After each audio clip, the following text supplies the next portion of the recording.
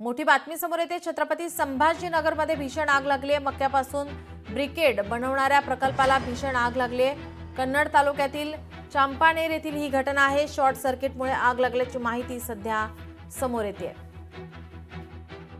आगीत ब्रिकेड बनवणाऱ्या प्रकल्पाचं मोठं नुकसान झालंय। सुदैवाने जीवितहानी नाही, मात्र लाखो रुपयांचं नुकसान झालंय।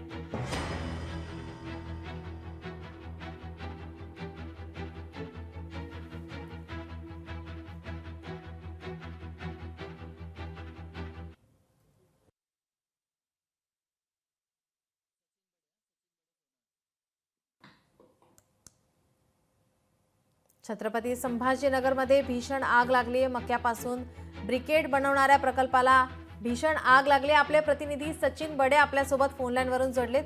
सचिन, काय अधिकची माहिती? ही भीषण आग पहाटेच्या सुमारास लागलेली आहे।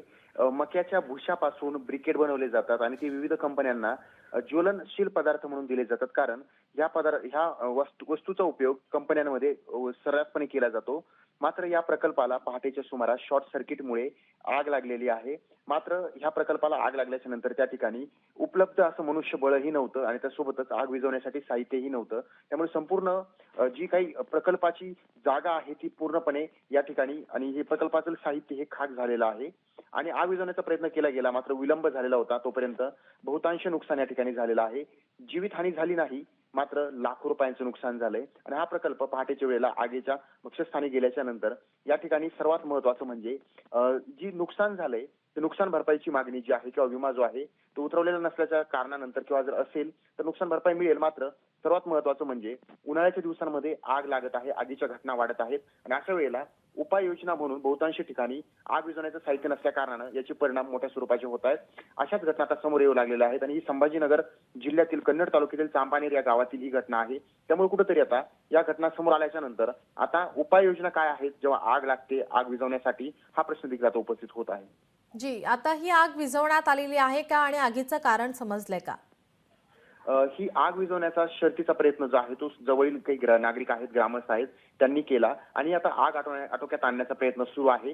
महत्त्वाचं म्हणजे आणखी एक प्रश्न या ठिकाणी उपस्थित केला जातो की आग कशी लागली। उन्हाळ्याचे दिवस आहेत आणि थोडीशी जरी आग लागली तर ती भडकते आणि आगीमागचं कारण म्हणजे शॉर्ट सर्किटमुळे ही आग झालेली आहे आणि ती भुसा असल्या कारणानं थोडी जरी आगीच्या चपाट्यामध्ये जर कचाट्यामध्ये जर थोडीशी वस्तू जरी आली तर ती जळून जाते आणि उन्हाळ्याच्या दिवसांमध्ये आगीच्या घटना देखील वाढलेल्या आहेत। आणखी एक महत्त्वाचा एक मुद्दा उपस्थित होतोय तो म्हणजे आग विझवण्यासाठी कोणती साहित्य या प्रकल्पांमध्ये उपस्थित असतात, उपलब्ध असतात, हा एक मोठा अभाव पाहायला मिळतो आणि त्यामुळे आग विझवण्यासाठी बहुतांश वेळा अडचणी निर्माण होतात। आग आटोक्यात आणण्याचं काम सुरू आहे, मात्र दुसरीकडे शॉर्ट सर्किटमुळे ही आग लागलेली आहे। जी, धन्यवाद सचिन, आपण दिलेल्या सविस्तर माहितीसाठी।